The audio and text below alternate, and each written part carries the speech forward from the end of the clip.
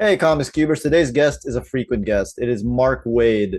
And instead of asking him what he's doing next, what we're doing is we're doing a retrospective look on Superman, The Last Days of Lex Luthor, the Black Label series that he did with Bryan Hitch and Kevin Nowlan.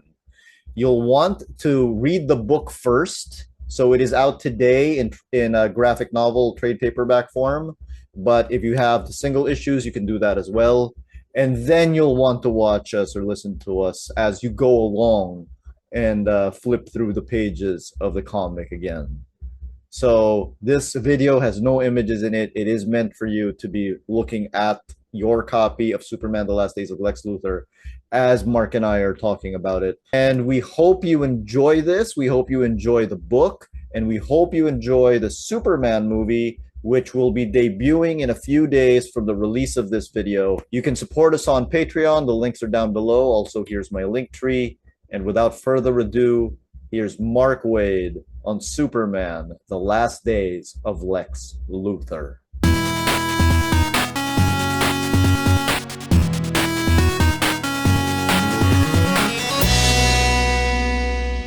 Welcome back to the Comics Cube, and welcome back to Mark Waid. And we are talking about Superman, The Last Days of Lex Luthor, which just finished. Yep. Eight Uh, years, 8 years after I said, "Hey, I've got an idea." well, the first issue came out last year, so it should have really Yeah, been 7 years. I know. I hope that we're not so lost, that people have forgotten. That's my only fear is that people have, lost track of the book. And, but I mean, the collected edition comes out in a couple of months anyway, so maybe they'll pick it up there. Yeah, we are talking, but I don't think anybody got lost because the moment the third issue dropped, I suddenly started getting messages from people being like, "Oh yeah, this is one of my favorite Cool, Superman cool. That's stories nice to ever." hear. So we're doing something a little different here, which is we're gonna look back on the whole book. Which Yeah. can you talk to me about the pitch for the book? How did you pitch this? What happened was an assistant editor at DC who I love, Molly Mahan. She's no longer there. But Molly and I have been friends for a long time. And Molly pulled me aside about 8 years ago and said, we're doing Black Label stuff, and I want to know if you have a Superman pitch. You must have a Superman story in you somewhere. And I said, no, I don't, because I never thought I'd be able to work at DC again, because so many of us 90s kids were blackballed. But I said, all right, I got home and I'm like, God damn it. I did have an idea, which is the idea of, the core idea of what if the world's greatest villain comes to Superman and asks for help because he's going to die, and that person is Lex Luthor, and the rest of the world is like, well, this is a bad mistake, Superman. So I had the basic idea, and I said, God damn it. So I wrote it up anyway. DC loved it. Well, the editorial loved it. Came back, said we really want like a full proposal where no notes. This is really good. Great. I turned in a formal proposal. Again, no notes. We really want to do this. But unfortunately, the the publisher regime at the time, the high honchos, they nixed it. And Bryan Hitch said, I want to do it. Can I do it? Still not interested. So, look, that was their prerogative. It's part of being a publisher. You get to pick what you want to publish and not publish. But the moment, like literally the day that we have a new publisher installed, it was approved. So um, that was still like 5 years ago, 6 years ago, something like that. I don't Yeah. remember anymore. So then, I mean, not that long ago, but at that point, then it was, guns blazing. Let's go. It's interesting because I feel like you're talking about pitching a comic, but I feel like anybody who works in corporate can learn a lesson Yep. from this. It is important who you know is important. Right. Yes. Yes. Yes. Yes. I don't uh, believe. Here's the thing. I mean, I've been a publisher. I'm yeah, like, and I don't believe in blackballing. I believe in the quality of the work. And there are people, when I was at Humanoids, there are people who I found problematic, or I didn't like. but if the work was good, it was there. Hmm. Um, there were people who pitch stuff and people who I actively dislike because they've ragged on friends of mine or they've been, virulently, ugly on message boards and transphobic and so forth and so on. And I didn't, I have personal beefs with them, but didn't matter. I said, let me see the work anyway, and I will do my best to judge it fairly. And I think that's what you have to do. I think that's part of what because if it's a good project, you're leaving money on the table. Yes. And that's the most important. If you're the publisher, your job is to make money. So again, that's a general statement. It's not necessarily a specific pointed at, jab at anybody who's had the job before. It's just that's my approach as a publisher. Yeah, and also it's just like once you start making that distinction of like I'm going to blackball this person for this reason, Mhm. where does it end? Yeah, there was quite a list. So and it's not hard to figure out who's on that list if you look at people who are working at DC in the 90s and early 2000s and then suddenly weren't. So it's And okay. yeah, and I know Michael Ringo is on the list, and so like Alberto Ramos was on the list. Yeah, my goodness. yeah. Okay. Your views on Anyway, Lex yeah. Lex Luthor. Yeah. It is kind of a little fortuitous that the third issue came out when it did, because for various reasons I had just finished rereading your Superman 2000 proposal Right. that you wrote in 1999 Mhm. with Grant Morrison, Mark Miller, and Tom Tom Pyre, Pyre. Yeah. Yeah. and I had also finished rereading Birthright. So Oh, nice. seeing how you guys described Lex, how you portrayed Lex, and contrasting him with the Last Days of Lex Luthor version, I could see a lot of common similarities, Hmm. which is that Lex is the guy who, if he just really focused himself, could be Right. Superman's equal. He could be Superman's equal, and he could be, even more benevolent to the world than Superman, probably, if he just could get over his ego. Superman has super intelligence. Is Lex smarter still? I think Lex is probably smarter. Yeah. I think that for two reasons. One is that it just makes it a more dramatic face off and a more, even pairing. And secondly, because I think that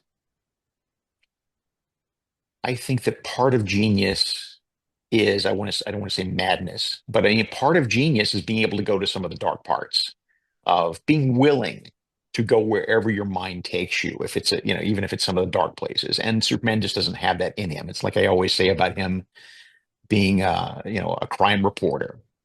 Is that he's not a crime reporter as Clark Kent because he doesn't really understand crime. I mean, he gets it on a textbook level, right? But he can't, as Batman has said to him in World's Finest, he doesn't think like a villain. He's incapable of thinking like a villain. So he's not the best guy to throw up against Joker. He's not the best guy to throw up against, um, you know, the pair, whoever. Criminals. Yeah. So with Lex, Hmm. the how important is it for him to be for you like to be friends for him to be friends with Clark at a young age? I think you get so much out of that. I think there's so much storytelling you can get out of that. One of the things that I love about that, and again, none of this is like to do Silver Age karaoke. That's not the goal here at all. The goal is just to remind people that one of the great criticisms of Superman by people who aren't terribly keenly into him is that, oh, nothing bad ever happens to him. He's invulnerable, nothing bad can happen to him. Well, no, he should have tragedy in his life. We all have tragedy in our life, and every hero of literature since time immemorial has had tragedy in their life at some point or another. And loss of Krypton, the loss of Jonathan Kent, maybe someday. Who knows? Is he alive? Is he dead? Is he Schrodinger's Kent? I don't know.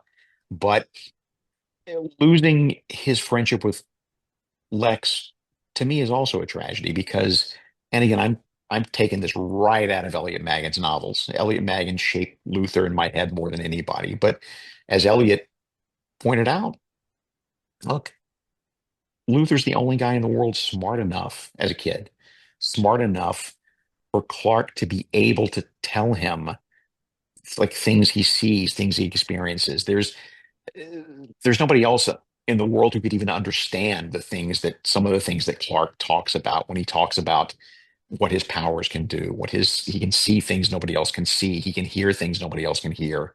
And he tries to explain these things patiently to Ma and Pa Kent, and they're not stupid, but there's a level at which they don't get it, right? There's just something about two geniuses or two people who have, let me rephrase that, two people who have extraordinary abilities being So able to have a conversation. Yeah, Superman is a genius by Earth standards because his brain moves so fast, right? I would say, yeah, because his brain, I mean, exactly. It's not, I mean, his brain moves so fast, he's probably read, you know, half the textbooks on Earth at this point by this time. I don't know. But yeah, it's not so much a function of, oh, I'm a super genius because I'm It's super smart. It's more that, I'm very smart, but my brain works so fast. Yeah, you have a line in Birthright where his dad says Luther's a genius, but so are you, and he goes, "I just read really fast. He's an actual genius." Yeah, exactly. Yeah. So speaking of your previous depictions of Luthor, like in Birthright, the scene where Luthor pushes Clark out of his lab and it explodes, leading to the loss of his hair. That Mhm. is in both of these books. That is now what another publisher might call a canon event. Yeah, and there's tweaks. There's a little bit of tweaking there. The actual moment is the same, but the motivation is a little bit different. And in terms of what Clark does, what Clark is there to do. That this is, this is he knows that Lex needs this. He knows that Lex needs to know that his manic search for human life outside, or for life outside this planet, it's going to consume him. It's going to consume Lex completely unless Clark can step in and go, you know, there, you're right. There is extraterrestrial life, and I'm proof. And he struggles with that, obviously, because the Kents have drummed into his head pretty thoroughly. You can't tell anybody. And when it comes to Lex, Yeah. you know, your depiction of Lex in this one Mhm. is a lot more sarcastic, a lot more sardonic than I'm used to seeing from Lex Luthor. What brought that about? It's just fun. I mean, I love writing Luther as just a snide. He's got a nasty crack about everyone or everything just lined up. And to pair him off against the very straight-laced Superman who has a sense of humor but doesn't really tell jokes has been a lot of fun. And the way Bryan draws his face when he is cracking a joke. Yeah. He did such a great job with this. He and Kevin Nolan both, and um, our colorist kicked ass. And it's one of the things I'm really most impressed with what Bryan and Kevin did is that you can see the gradual physical deterioration of Luther as the story progresses, which is not a super simple thing to draw. It's very subtle, and they pulled it off. I mean, I wrote this somewhere a couple days ago, and I forgot where I wrote it, but I basically said Bryan Hitch. I think Bryan Hitch is great. I think Kevin Nolan is great. There is something about the combination of Bryan Yep. Hitch and Kevin Nolan that makes it Yeah. somehow even better. I know. I know. They are just a great team. It's a great looking book. Um, Getting back to Lex, I think that Yeah. I was really I mean, now you're writing Mad Scientist Lex in the last days of Hmm. Lex Luthor, whereas, for example, again in comparison in Birthright, you were writing it was Mad Scientist Lex, but it was businessman Lex, I'm and sure. Yeah. At that point, I was still trying to toe the line with modern continuity as much as I could without gutting my story. Now I'm sort of like, that's Black Label. We can do what we need to do. do you think Mad Scientist Lex makes it easier for him to be cracking jokes, to be snide, to be Oh, actually, I don't know. I don't know that it makes a difference. really I think he's just snide all the time anyway. okay? But I mean, the his yeah, because I'm thinking about Bryan's facial expressions. But I guess Lee Neal was doing that too. They just look different. Um, I guess I just, yeah, and I probably wrote them both. Well, I mean, I think I wrote them a little bit differently because Birthright was much younger adult Lex, and this is much older adult Lex. The voice is different because he's just so much more comfortable around Superman than he was before. in the last days of Lex Luthor, Lex Luthor gets sick with an unknown disease, goes to Superman for help, basically says, "You cannot turn anyone down. You never turn anyone Right. down. So you have to help me," and broadcasts Superman answer to the rest of the world, where the Without telling rest Superman. without Right. telling Superman, where the rest of the world basically says, "Do not help him." But what are you doing? They're saying, look, you don't have to kill him, but you don't have to save him, which is that. And I, when I heard that line in Batman Begins, I hated it, and I hate it now. Superman's just not going to let anybody die if he knows he can intercede. And Lex plays on that, and I mean, so clearly throughout the whole rest of the series, Superman's gritting his teeth as Uh-huh. he does this, as he helps Lex. He knows this, he knows at heart this is the right thing to do, but every part of the world is screaming at him, "Don't do this." It is a trolley problem on top of a trolley problem, because at Yeah, first yeah.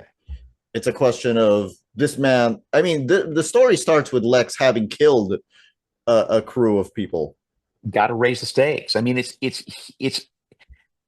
he didn't originally. In my original draft of that script, he had stolen that robot, hadn't killed anybody in it, and I skirted the question of whether or not Lex was actually a murderer or not. But then I stepped back and I thought, well, he's been a murderer in the DC universe for 40 years now. It's good, and it does make him a little more toothless to return him to that Silver Age. He's got a moral line he won't cross when it comes to murdering people. I can't, that feels very pat, and it felt very safe. And why are people so upset about Superman helping Lex if he's not really a mortal danger? Yeah. So you do started with him killing these people, and now Yeah. Lex in this universe is established as a murderer. Yep.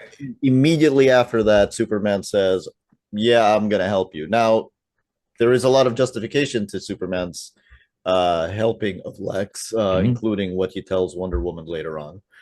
But you Um, remember, he says right off the bat, he says, "I will help you, but just so you know, if we do this and we succeed, you're going to pay for your crimes."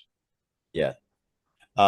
Does he believe Lex? So, in his heart of hearts, as he's saying that, does he believe Lex is going to stay in prison?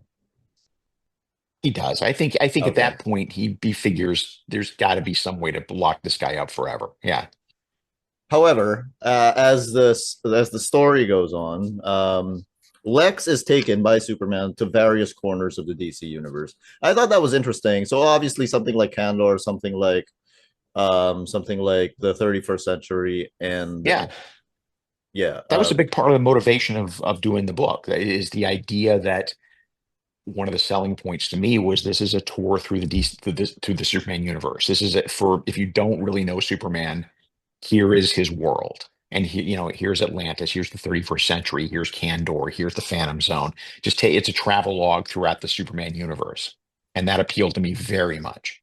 but it's an interesting take on something like Kandor, because I do think that you add to it, because historically Kandor, I mean, what you do is you make it so that Kandor is so devoted to Superman and their saving of him, Mhm. which if you read the Silver Age stories, there's always that undercurrent, but they never Right, but actually go they out and never say it. actually say it. Right. They never actually make a big deal out of it. But I think it's more fun to have it.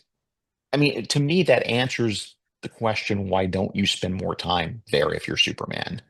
And the answer is because they are so worshipful of him that it makes him uncomfortable. Because it's actually not fun to be in there. I mean, I mean, most of us would really enjoy being, fated like kings down there, but not Superman. That's not his style. I don't know about most of us. There is certainly a big number in there I on would. public Yeah, I'd be television. in Candor every day if they built statues to me. And so you go to Kandor, you go to the Phantom Zone, and it is proven in the Phantom Zone that even that Lex even has the upper hand on Zod. all things Yep. being equal. I thought that was interesting because a lot of people Thank you. now think that oh, Zod is actually his number one villain because same Well, powers. Lex still. I mean, Zod close second, but Lex still. And I mean, he does have the upper hand. He does get the upper hand on Zod, but remember at the, you know, as the things turn out, Zod and his people managed to push Lex out of the Phantom Zone anyway. So, Zod has the numbers on his side. Zod and his people on home court Yes. can push Lex out of the.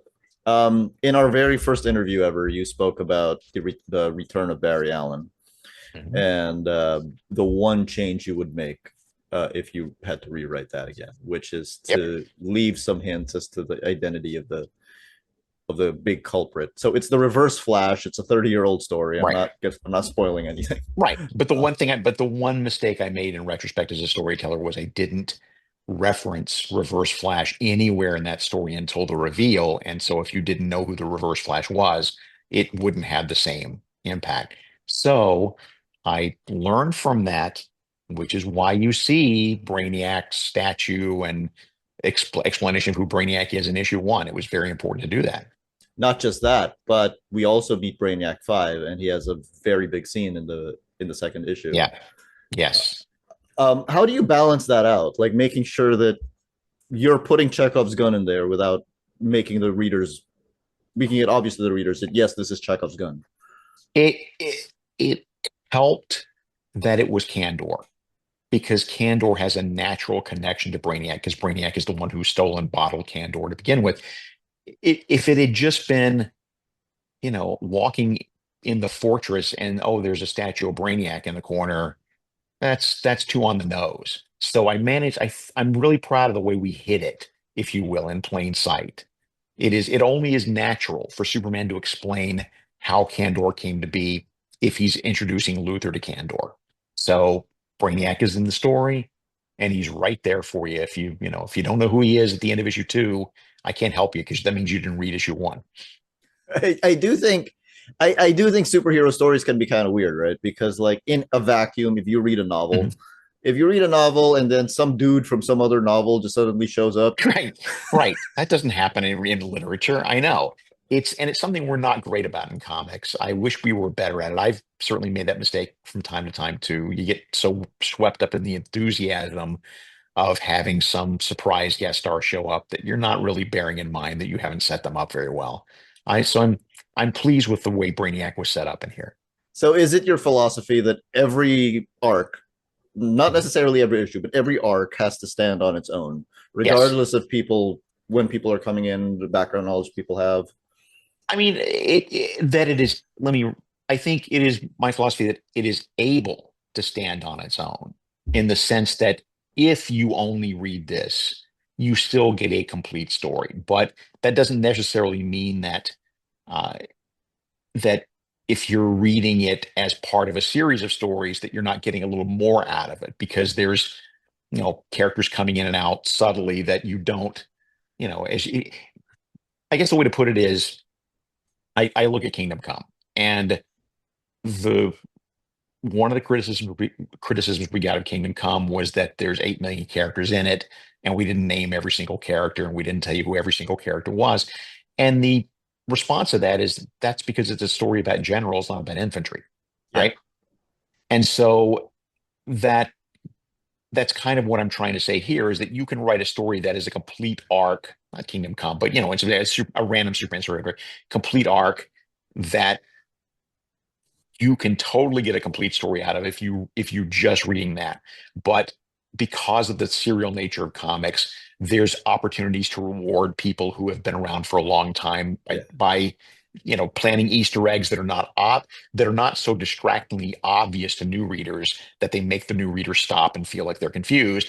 But but for the long time readers, they get a little something extra out of it. That's interesting. That's a real criticism of Kingdom Come. Harlan Ellison, Really? Harlan Ellison wrote he called me one day and I knew Harlan and I loved Harlan. He was enraged. He just wouldn't. let it go. Hey, there's so many things he didn't like about Kingdom Come, and I realized as he was talking, part of it was he didn't read it very carefully because he's complaining about things that are in the book. And I'm arguing, and I'm, pleasantly, I'm debating him. Arguing is the wrong word. And it feels amazing because I don't know if I mean, Harlan's reputation at least, Yeah. yes, as a Y- cantankerous, Yeah. yeah, very argumentative, very, very strong-willed personality. A And little grumpy. that a little grumpy, but Yeah. it's just intense. Yeah. And the cool thing was in that I realized in the middle of that conversation, this is like boxing a heavyweight champion and holding your own. Holy smokes! I'm actually holding my own in a argument with Harlan Ellison. It's great. And that was one of the criticisms he had was that I don't know who is this guy? Who is this guy? It doesn't matter, Harlan. It's a story about generals, not about infantry, and that seemed to mollify him. That's amazing because, like, if I were to read something like Crisis, Right. the whole naming of everyone thing is distracting. I don't need to know. Right. You don't need to know. You only need to know the names of the people in the story who actually have an effect on the story. Exactly. Oh, that's interesting. I you don't go into an army movie thinking that you have to name every single person. No, of course not. You don't go exactly. You don't. Yes, that's the best example. Okay. Well, that's well, it takes all kinds. Yeah. So the thing about going to all sorts of places in the Superman universe is Mhm. eventually you do have to hit the 31st century because the Legion are, no matter what attempts have been made to divorce it from Superman, it's just inextricable, right? It stinks. They're still such a big part of the Superman tapestry. Yes. And so using Brainiac 5 in there Hmm. actually adds to that buildup. Yes. Thank you. Yes. Is that That was the intentional, or goal. was that? Oh, okay, so Yeah. that was. No, that was intentional. The reason I took him the places I did, Atlantis, Phantom Zone, so forth, is because I thought I had something new to offer you as a reader about each of these locales that maybe you hadn't thought about before. Something I could add to the mythos. Again, the idea that Kandor worships him, the idea that in the Phantom Zone, this is how it works. In the idea that uh, that in Atlantis, this is how they feel about him, and so forth and so on. So Legion Superheroes time, 31st century, yes. Obviously, who's going to be smart enough to dig into Luthor's head? Let me rephrase that. If you're searching for a cure for Lex, who is going to be the smartest person you know who is still not going to be able to cure him because that sells the idea that it is an incurable disease? Yes, and the smartest person he knows is in fact Brainiac 5, to Luthor's Yeah, dismay. to Luthor's dismay, he's like, well, why do I feel like Diane Fossey? Or no, why do yes. What does he say? He says to Brainiac 5, he's like, why do I feel like an Like, ape, yeah, around Diane Fossey? And he's like, Brainiac 5 is like, you're the one, you're disgruntled. I'm the one who has to look at the ape. yeah. It's a better, I'm not doing it justice. It was a good line. So it's not my Uh, favorite line in the book, but it's a good line. what is your favorite line in the book? My very favorite line in the book is when it's in issue 3, when Luthor just says, you know what they say about revenge. And Superman Hmm. says, not really, no. I mean, he does know, but he doesn't think about it. He doesn't think about it. Superman will be the last person in the world to say revenge is a dish served cold. My favorite line in the book is when he confesses everything to Lex, and Lex just laughs at him. Thank you. Yes. Yeah, you think you made my life miserable by not helping me? I've had a great life. I got everything I ever wanted, I ever except you wanted. dead. Exactly. Thank you. That, That was that was a good moment because as a storyteller, your job is to take people to the edge of what they expect is going to happen and then turn left. And there are a million ways you could play the idea of Luthor learning that Clark is Superman. And having him burst out in laughter is probably the last one you would expect. So that's the first one as a writer you should go for. yeah, I mean, so one of my first comics ever was when John Byrne revealed that Lex found out he was Superman, and he was Right. like, And then said, nah, "No who would be ways, stupid? Who's going to disguise himself as an ordinary human? That's ridiculous. Yeah. oh, stupid computer." Yeah. But this one, he finds out Superman is Clark, and here I am expecting some sort of some sort of redemption turn, some sort of, oh, I regret everything now, our friendship. And then he's just bursts out laughing. I was like, oh my God, this is great. This is a Yep. Yep. It this, makes no it makes no dent on Lex whatsoever on an emotional level. and you would expect it to, right? Because Yeah. you With think any he's other yeah. with any other sociopath in the world, yes, but not Lex. Yes. You mentioned Atlantis earlier, and I think you're talking about taking people by surprise. I am a longtime Superman reader, and I was surprised at how steamy this whole scene was. Thank you. Thank you. I was, yeah, and what was funny about that, Superman meeting his last lost love, Lori Lemaris, uh, is that as luck would have it, as fate would have it, that story was begun 8 years ago, and yet it shipped the same day as World's Finest 37, which also had Superman meeting Lori for the first time in a million years. So you got your double dose of Lori Lemaris and Atlantis and Superman in one day, just purely by coincidence. You told me, you're not playing Silver Age karaoke, but Lori Lemaris to modern fans is a hard sell.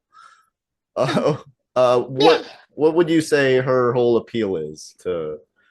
there's a fantasy element to Superman that you just can't ignore. I mean, it is fantastic that he and not in a oh that's amazing that's so good. When I say fantastic, I mean in the fantasy sense. Mhm.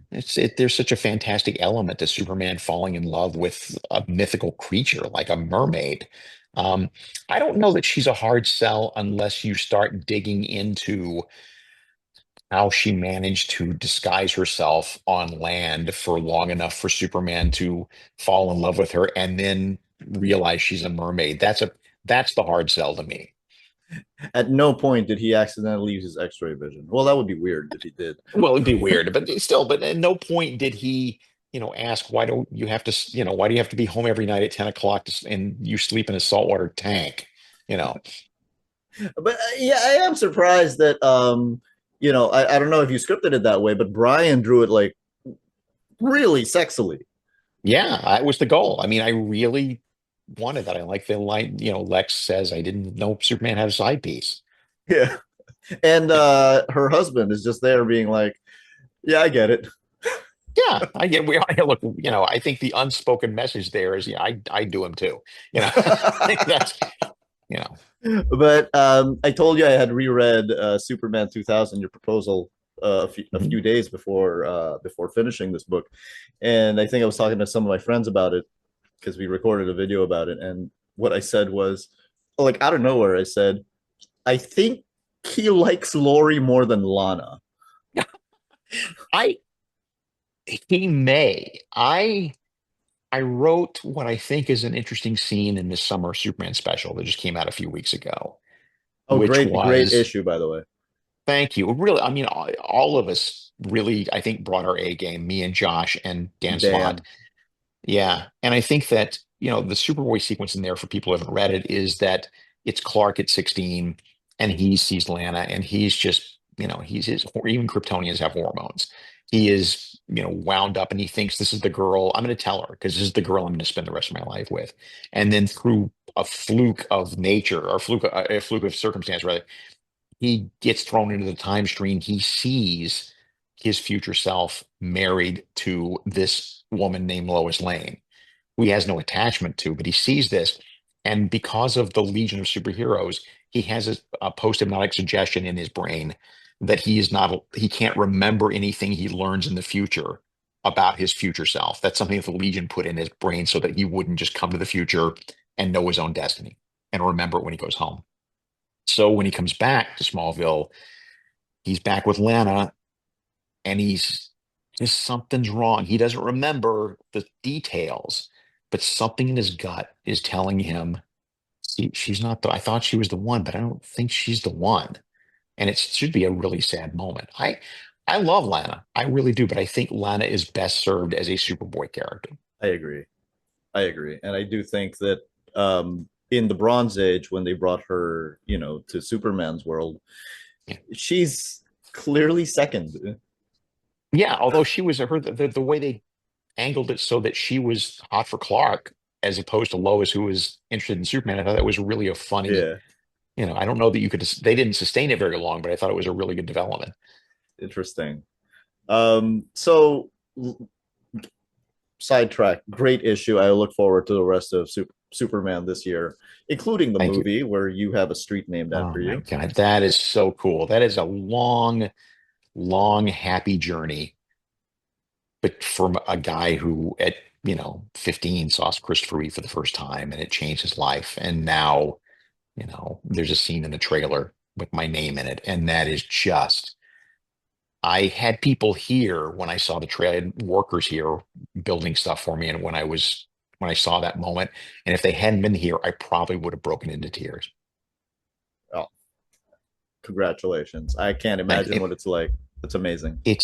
It's not, yeah, it's not just, I mean, yeah, I've seen special thanks in, other movies that I've had something to do with or whatever, but this is different. This is a Superman movie.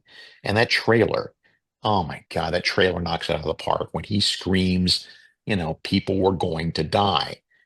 Yes, that is why Superman does what he does. He's not going to let anybody die. And it is a Superman movie. Like, your name is on it, and then a modern remix of the John Williams theme. Yes.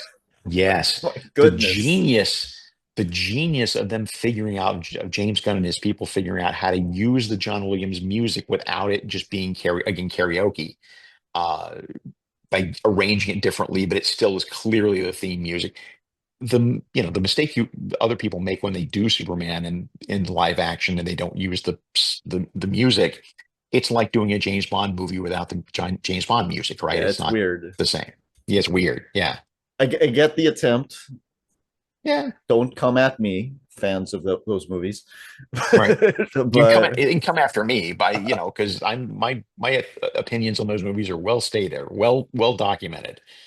mine are not for those reasons. So, Right. uh, Good. Smart. Smart, smart. going back to the last days of Lex Luthor, Yeah. I have a very fanish question to ask, which is the fact Sure. that Brainiac shows up, and I really like the fact that this is Brainiac versus Lex, because I do feel Yes. like I've read a lot of stuff or seen a lot of stuff where Brainiac just gets the better of Lex, and I Yeah. I like those things. Whatever happened to the Man of Tomorrow, the finale of Justice League Unlimited, but Brainiac does get the better of Lex. Right. But in this case, not so much. It ends up being like you said, it's really issue three is mostly just Lex versus Brainiac, and Superman's along for the ride. And it does show that Lex is like Superman flat out says it. I'm not smart enough. Right. You He said are. that's yes. That is one of the reasons I'm giving you my powers because I am not smart enough to stop Brainiac, and you are. And so Is I'm willing to take that gamble. is he not smart enough, or is he not mad enough?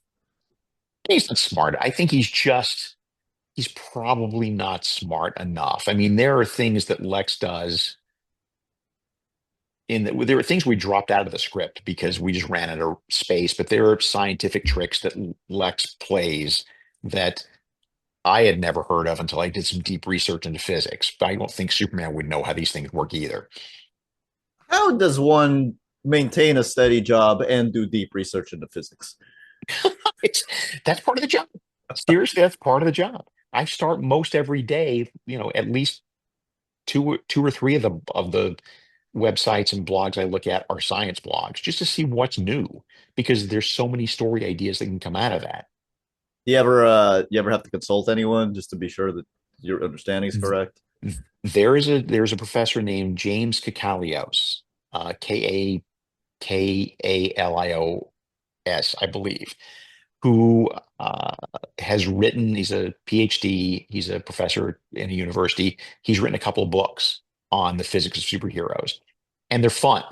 He takes the attitude I love, which is instead of poo-pooing it, instead of looking at this stuff and going, yes, but in the real world, this would never work. So it's silly. You go the opposite way, which is, okay, how could we make this work? And how could we make Thor's hammer make sense in the real world? How could we make this thing? And so I go to James. James and I've had really long conversations about Thor's hammer, for instance. We've had conversations about how Superman's powers work or about science in general, and James is my go-to. Shout Amazing. out to James. That's amazing. Uh, this is a tour through the Superman universe, but there is one place that you go to at full length that isn't part of the Superman universe, and that is Paradise Island. Yes. Interesting because you have mentioned in the past that Wonder Woman is the hardest character to write. And she is. But they got the purple ray of healing. I can't ignore that. It's such a big part of DC mythos. And it does give you a reason to split Superman and Lex up for a few pages. That was important too, because I maintain that if your Superman story doesn't have Clark Kent in it somewhere, even if it's just for a couple of pages right up front, it doesn't really feel like a Superman story to me. Mm-hmm. I And feel like Clark needs to be there somewhere. so it's a narrative double dose. It serves Yes. two Yeah. purposes, and also it introduces the fact that the other Justice Leaguers are actually here. So when Brainiac captures them later, then we're not completely surprised that Right. hey, there is a question there which is conspicuous by his absence. Hmm. Batman is not in this comic. Yeah. It just felt like a side turn. I don't know that Batman has much to add to the conversation about how do we scientifically cure somebody with an incurable disease. He's not even So, captured by Brainiac. I mean, Brainiac would look at him and go, he's no real big threat. I Okay. look, I'm the guy who, with Tower of Babel, established, sadly, that Batman was, could beat anybody. And I kind of regret a little bit of that now because that's turned into this whole, Batman is completely unbeatable thing. I would like us to reel that back in a little bit. When you come up against forces of nature like Brainiac, I think even Batman has his limitations. Well, the thing that gets me about that is that Batman fans usually get on Superman because like nothing can beat him. And then they Yeah. have turned Batman into this force that nothing can Yes. beat. Nothing. I mean, he's every bit as invulnerable as Superman is at this point. And He and puts less on logically giant, so. exactly, and less logically so. I mean, he reincarnates into brand new Bruce Wayne bodies. He wears manga armor if he needs to. He's completely unkillable. You're right. That's a really good point. I never thought about. He's just as invincible as Superman ever was now. All right. So in the last days of Lex Luthor, the thing is that okay, so Lex starts off by killing a crew, and then asks Superman for help, and then gets his approval to do so on live television around the world. So Yeah. everybody thinks he's doing the wrong thing. By the end of this, Brainiac has taken over, and there's a lot of death and a lot of destruction. And Superman has lost his powers, given it to Lex, and Lex is still dead anyway, and we have a powerless Superman. That's the end Yes. of this book. That's the end of the Black That's the Label end of it. book. Yeah. Yep. Um, Spoiler: Lex is dead and Superman is powerless. oh yeah, I should have said that. Spoilers, guys. Spoiler alert. Yep. I'll put down a spoiler alert before Good in idea. the intro. Yeah. Okay, so the question becomes: was it all worth it? Yeah. There was no other way to save the Earth at that point. If it wasn't worth it, Superman, I don't think would have been willing to give his powers to Lex because it was a gamble. It's a big calculated gamble.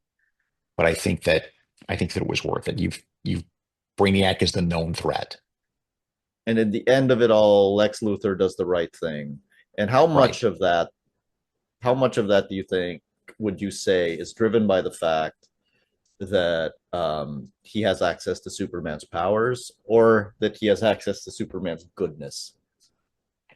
It's it is not so much an access, it is just the idea that he has now spent, days and days, seeing Superman through other people's eyes over and over again, through perspectives he's never had before. None of it makes him go, "Oh, I've changed my mind. I love Superman now." None of that's going to happen. But it can't help but chip away on Lex's convictions about how he feels about Superman, that there's so many different takes on Superman by so many different people.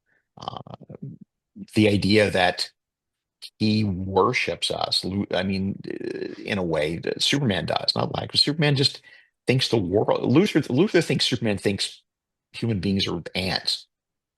And it's exactly the opposite of that. Superman is impressed and amazed by human beings every day because they take a chance every time they walk up a ladder. They take a chance every time they cross the street. They're made of paper, and yet they go to the moon. And Superman is just slack-jawed by that. And it is, it's the opposite of how Luthor would look at that. He just thinks Superman thinks that we're all idiots.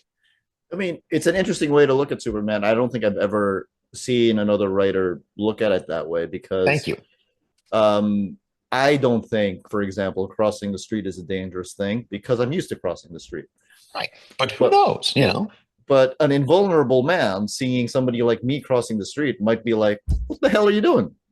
Exactly. Or at least, watching somebody, do something actually dangerous might, or might look at them and just go, what are you doing? Yeah. Or even to call back to the end of the book, like somebody accidentally pouring hot coffee on themselves. Like, why is your coffee that Exactly. hot to begin with? Exactly. That's really good. That's a good point. Like, so that's something that I never thought of, that perspective that Superman might have. Where Thank did you. that come from for you?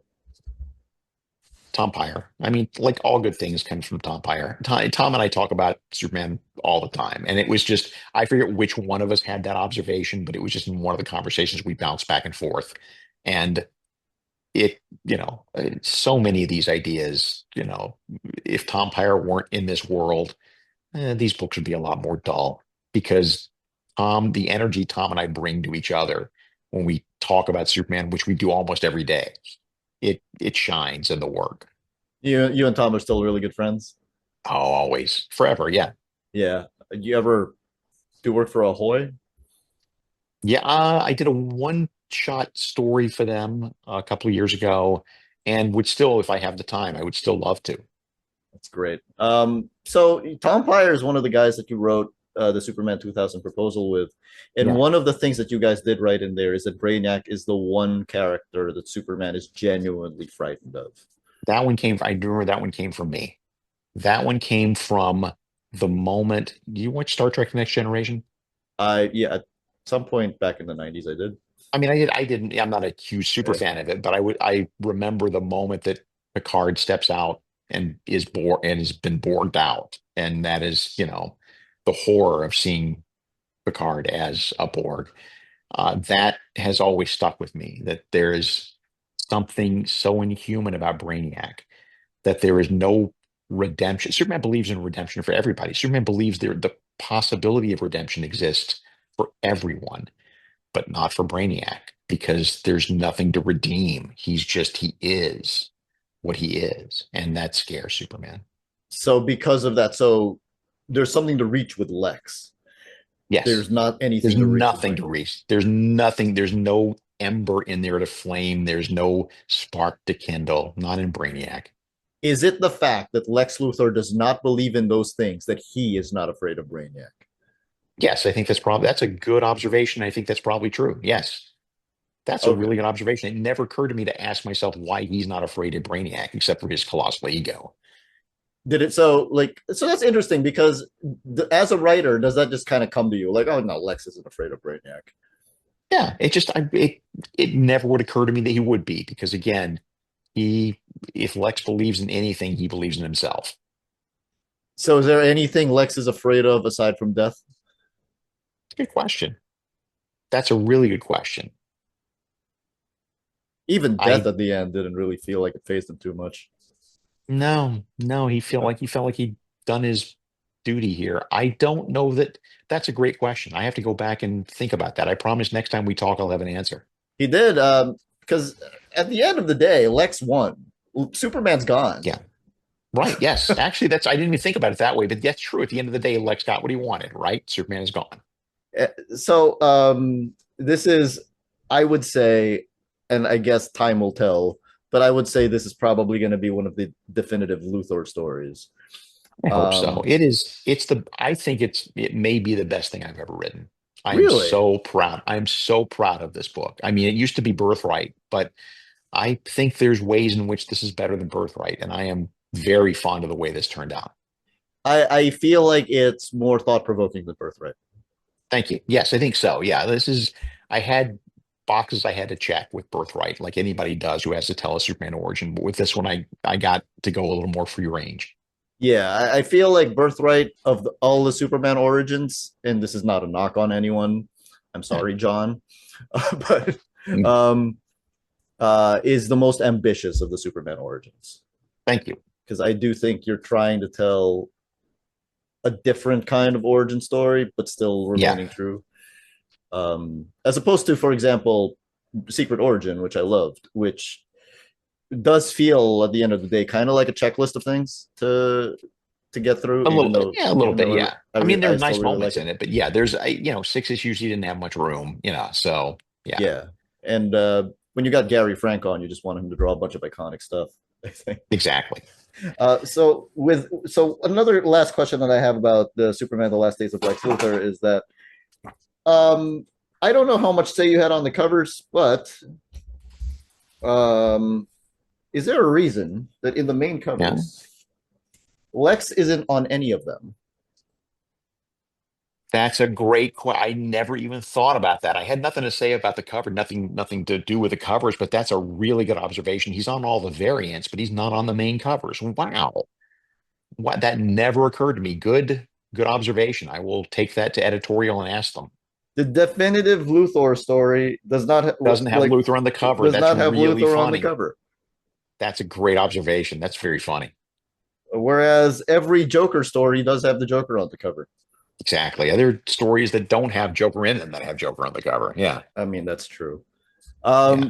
Mark, this was great. My friend Paul would like to ask one last question, which is that given that Sure. you've written so much of Lori Lemaris right now, uh, have you ever Probably thought more than about any living writer at this point. Yes.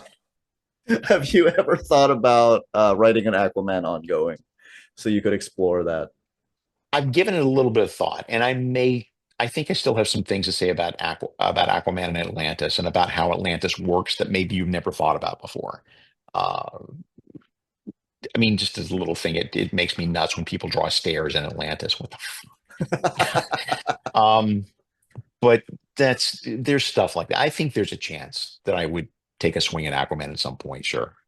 And you want to say anything about Action Comics? I just, in brief, the tales of Superman when he was a boy, learning to be Superman. I mean, it is the dream job, and it is so much fun to start from scratch. It starts with Clark not being Superboy yet, Mm-hmm. and yet, because the Kents have said when you're 16, and he's only turning 15.